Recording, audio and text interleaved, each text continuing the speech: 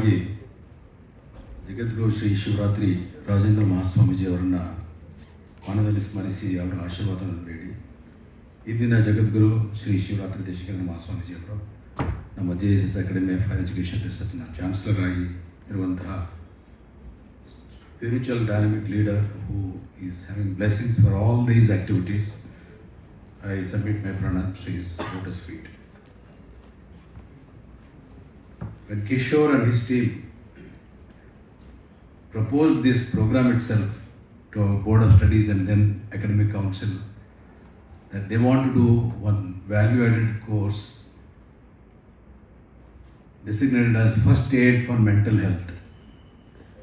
ಕನ್ನಡದಲ್ಲಿ ಮತ್ತು ಇಂಗ್ಲೀಷ್ನಲ್ಲಿ ಇಂಥ ಒಂದು ಕೋರ್ಸನ್ನು ಡಿಸೈನ್ ಮಾಡಿ ಸಾಕಷ್ಟು ಜನಕ್ಕೆ ಇದರ ಬಗ್ಗೆ ಮಾಹಿತಿ ಕೊಟ್ಟು ಬಹಳಷ್ಟು ಜನ ಅದರಲ್ಲಿ ಫಸ್ಟ್ ಏಡ್ ಬಗ್ಗೆ ಮಾನಸಿಕ ಆರೋಗ್ಯಕ್ಕೆ ಪ್ರಥಮ ಚಿಕಿತ್ಸೆ ಹೇಗೆ ಮಾಡಬೇಕು ಇದರ ಒಂದು ಕಾನ್ಸೆಪ್ಟನ್ನು ತಗೊಂಡು ತಮ್ಮೆಲ್ಲ ಗೊತ್ತಿದೆ. ಈಗ 10th 12th ಸ್ಟ್ಯಾಂಡರ್ಡ್ ಮಕ್ಕಳಿಗೆ ಮಾನಸಿಕ ಆರೋಗ್ಯದ ಸಪೋರ್ಟ್ ಕೊಡಬೇಕು ಅಂತೇಳಿ ಯಾಕೆ ಬಂದಿದೆ ಅಂದರೆ ಭಾಳಷ್ಟು ಜನ ಪರೀಕ್ಷೆ ಆದ ತಕ್ಷಣವೇ ನೀವು ಪೇಪರಲ್ಲಿ ಓದ್ತೀರಿ ಎಷ್ಟು ಜನ ವಿದ್ಯಾರ್ಥಿಗಳು ಆತ್ಮಹತ್ಯೆ ಮಾಡ್ಕೋತಾರೆ ಅಂಥೇಳಿ. ಹೀಗೇ ರೈತರುಗಳು ಕೂಡ ಕಷ್ಟದ ಸ್ಥಿತಿಯಲ್ಲಿ ಆತ್ಮಹತ್ಯೆ ಮಾಡ್ಕೊಂಡಿರ್ತಾನೆ ಗೊತ್ತಿದೆ. ಹಲವಷ್ಟು ಜನ ಯಾವುದೋ ಒಂದು ವೀಕರ್ ಮೂಮೆಂಟಲ್ಲಿ ಅವರ ಯೋಚನೆ ಬದಲಾಗಿ ಜೀವನವನ್ನು ಮುಗಿಸ್ಬಿಡಬೇಕು ಅನ್ನೋ ಒಂದು ಏನು ಯೋಚನೆಗಳು ಬರ್ತದೆ. ಹಾಗೂ ಇನ್ನೂ ಹಲವಾರು ಮಾನಸಿಕ ಅನಾರೋಗ್ಯಕ್ಕೆ ತುತ್ತಾಗ್ತಾರೆ. ಅಂಥವ್ರನ್ನ ಅತಿ ಬೇಗ ಅದರ ಇರುವಿಕೆಯನ್ನು ಪತ್ತೆ ಹಚ್ಚುವುದು ಹೇಗೆ, ಪತ್ತೆ ಹಚ್ಚಿದ ಮೇಲೆ ಅವರಿಗೆ ಯಾವ ಥರ ನಾವು ಅವ್ರನ್ನ ಕರ್ಕೊಂಡು ಹೋಗಿ ಪ್ರೊಫೆಷನಲ್ ಹೆಲ್ಪ್ ತೊಗೋಬೋದು ಅಂಥೇಳಿ ಯೋಚನೆ ಮಾಡೋಂಥದ್ದಿದೆಯಲ್ಲ, ಇದು ಬಹಳ ಉತ್ಕೃಷ್ಟವಾದ ಒಂದು ಕೆಲಸ, ಇದು ಕೋರ್ಸ್ ಅಂತ ನಾನು ಹೇಳ್ತೀನಿ. ಏಕೆಂದರೆ ನಮ್ಮ ದೇಶದಲ್ಲಿರೋ ಒಂದು ಸೈಕಾಲಜಿಸ್ಟ್ ಆ್ಯಂಡ್ ಸೈಕ್ಯಾಟ್ರಿಸ್ಟ್ ಒಟ್ಟಿಗೆ ಸೇರಿಸಿದರೆ ನಮ್ಮ ದೇಶದ ಜನಸಂಖ್ಯೆಗೆ ನಮ್ಮ 10% ಜನಸಂಖ್ಯೆನೂ ಅವ್ರು ನೋಡ್ಕೊಳಕ್ಕಾಗಲ್ಲ.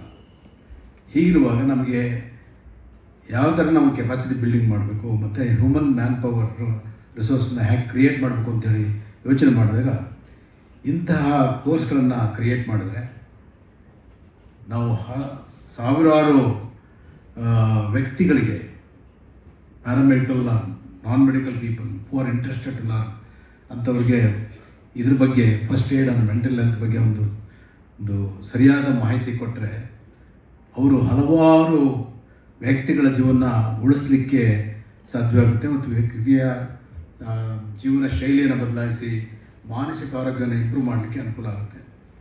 ಹೀಗಾಗಿ ಈ ಕಾರ್ಯಕ್ರಮವನ್ನು ಹಮ್ಮಿಕೊಂಡಿರೋಂಥ ಒಂದು department of psychiatry especially doctor Kishore and his ಟೀಮ್ಗೆ ನಾನು ಬಹಳ ಅಭಿನಂದನೆಯನ್ನು ಸಲ್ಲಿಸ್ತಾ ಇದ್ದೇನೆ. Mental health is an integral component of over health. We all know health ಡೆಫಿನೇಷನಲ್ಲಿ ಮೆಂಟಲ್ ಹೆಲ್ತ್ ಇಲ್ಲ ಅಂದರೆ you are incomplete in health. Mental health is as vital as a physical health, and early recognition and timely support can prevent distress from progressing to very serious illness. First aid importance in mental health andre just as physical health first aid which saves lives in emergencies, mental health first aid empowers individuals to identify warning signals, respond empathetically and guide people towards professional help. That is the main core of first aid in mental health. ಶುರುವಿನಲ್ಲಿರುವ ಮನಸ್ಸಿನ ಅನಾರೋಗ್ಯವನ್ನು ಪತ್ತೆ ಹಚ್ಚಿ ಅಂಥವರಿಗೆ ಜೊತೆಗೆ ಕರ್ಕೊಂಡೋಗಿ professional help ಕೊಡಿಸಿ ಅವ್ರ ಮುಂದೆ ಅವರ ಮಾನಸಿಕ ಅನಾರೋಗ್ಯ ವರ್ಷನಾಗದೇ ಇರೋ ಹಾಗೆ ನೋಡ್ಕೊಳ್ಳೋಕ್ಕೆ ಮತ್ತು ಕೊನೆಯ ಹಂತ ತಲುಪಬಾರ್ದವರು ಮಾನಸಿಕ ಸದೃಢತೆಯನ್ನು ಇಂಪ್ರೂವ್ ಮಾಡಬೇಕು ಅನ್ನೋದು ಈ ಫಸ್ಟ್ ಏಡ್ ಮುಖ್ಯ ಉದ್ದೇಶ. Building capacity beyond health care professionals. ನಾನು ಈಗಾಗಲೇ ಹೇಳಿದಾಗೆ ಇರುವಂಥ ಹೆಲ್ತ್ ಕೇರ್ ಪ್ರೊಫೆಷನಲ್ಸು ಸೈಕಾಟ್ರಿಸ್ಟ್ ಆಗಲಿ ಸೈಕಾಲಜಿಸ್ಟ್ ಆಗಲಿ ನಮ್ಮ ದೇಶದ ಜನಸಂಖ್ಯೆಗೆ ಹೋಲಿಸಿದರೆ ಬಹಳಷ್ಟು ಅತ್ಯಲ್ಪವಾಗಿದ್ದಾರೆ ಅಂತ ಹೇಳ್ಬೋದು. ಹಾಗಾಗಿ ನಾವು this course the first aid course which is created is going to train the first responders within the campuses, in the communities, like teachers, students, staff, interested, educated community people who can offer immediate, informed, and humane support to those who are found to have some kind of mental ill health to start with. The third important component ಅಂದರೆ the reducing stigma through knowledge and skills. Structured training program like this will promote awareness, dispels the myths, and fosters an environment where seeking help is seen as a strength rather than weakness. Lastly, the institutional commitment to holistic education is very, very important.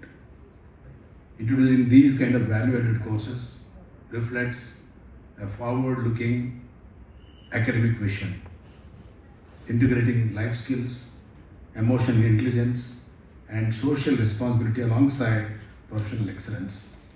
ಇಂತಹ ಕಾರ್ಯಕ್ರಮಕ್ಕೆ ನಮ್ಮ ರಾಜ್ಯದ, ನಮ್ಮ ದೇಶದ ಮಾನಸಿಕ ಆರೋಗ್ಯದಲ್ಲಿ ಮನೆಮಾತಾಗಿರುವಂಥ doctor CR Chandrashekhar ಅವರು ಇಲ್ಲಿ ಬಂದಿರೋದು ನಮ್ಮ ಪುಣ್ಯ. ಅವರ ಬಗ್ಗೆ ಈಗಾಗಲೇ ಶಿವಾನಂದ್ ಪರಿಚಯ ಮಾಡಿಸುವಾಗ ಎಷ್ಟು ಸರಳ ವ್ಯಕ್ತಿ ಅನ್ನೋದ್ರ ಬಗ್ಗೆ ಹೇಳಿದ್ದಾರೆ. ಅವ್ರು ನಿಮಗೆ ನೋಡಿದ್ರೆ ಗೊತ್ತಾಗುತ್ತೆ. ಅವರು ಬರೆದಿರೋ 350 ಕನ್ನಡದಲ್ಲಿರೋ ಪುಸ್ತಕಗಳಲ್ಲಿ ಒಂದೊಂದು ಸಂದೇಶವನ್ನು ಕೊಡುತ್ತೆ. ಭಾಳಷ್ಟು ಜನ ಅದನ್ನು ಓದಿ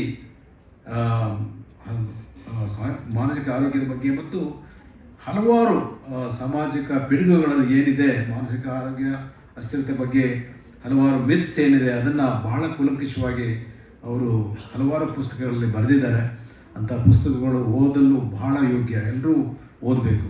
ಪ್ರೊಫೆಷನಲ್ಸ್ ಆ್ಯಂಡ್ ಪಬ್ಲಿಕ್ ಎಲ್ಲ ಓದಿದರೆ ಅದು ಮನಸ್ಸಿನ ಆರೋಗ್ಯದ ಬಗ್ಗೆ ಏನೇನು ಅನುಮಾನಗಳಿದ್ದಾವೆ ಅವನ್ನೆಲ್ಲ ಅವರು ಸವಿಸ್ತಾರವಾಗಿ ಅಲ್ಲಿ ಬರೆದಿದ್ದಾರೆ. ಅಂತಹ ಪುಸ್ತಕವನ್ನು ಬರೆದು ಮತ್ತು ಆಗ ಕಿಶೋರ್ ಹೇಳಿದಾಗೆ 30-40 ಸಾವಿರ ಪೋಸ್ಟ್ ಕಾರ್ಡ್ಗಳನ್ನು ಕ್ವಶನ್ ಬರ್ತದೆ ಅಂಥವ್ರಿಗೆ ರೆಸ್ಪಾಂಡ್ ಮಾಡೋಂಥದ್ದು ಏನಿದೆಯಲ್ಲ ಅದು ಬಹಳ ಒಳ್ಳೆಯ ಕೆಲಸ ಮಾಡಿದ್ದಾರೆ. ಇಂತಹ ವ್ಯಕ್ತಿಯ ಒಂದು ಸರಳತೆ ಮತ್ತು ಅವರ ಸದೃಢತೆಯನ್ನು, ಮಾನಸಿಕ ಆರೋಗ್ಯದ ಬಗ್ಗೆ ಅವರ ಕನ್ಸರ್ನ್ ಫಾರ್ ದ ಸೊಸೈಟಿ ಅದನ್ನು ರೆಕಗ್ನೈಸ್ ಮಾಡಿ ಭಾರತ ಸರ್ಕಾರ ಅವರಿಗೆ ಪದ್ಮಶ್ರೀ ಪ್ರಶಸ್ತಿ ಕೊಟ್ಟಿರೋದು ಬಹಳ, ಪದ್ಮಶ್ರೀ ಪ್ರಶಸ್ತಿಗೆ ಒಂದು ಶೋಭೆ ತಂದಿದೆ ಅಂತ ನಾನು ಹೇಳ್ತೀನಿ. ಇಂಥ ವ್ಯಕ್ತಿ ನಮ್ಮಲ್ಲಿದ್ದಾರೆ. ನಾವು ಅವ್ರನ್ನ ಕೇಳಲಿಕ್ಕೋಸ್ಕರ ತಾವೆಲ್ಲ ಬಂದಿದ್ದೀರಿ. ನಾನು ಹೆಚ್ಚು ಮಾತಾಡಬಾರ್ದು. ಈ ಕಾರ್ಯಕ್ರಮ ಭಾಳ ಯಶಸ್ವಿಯಾಗಲಿ.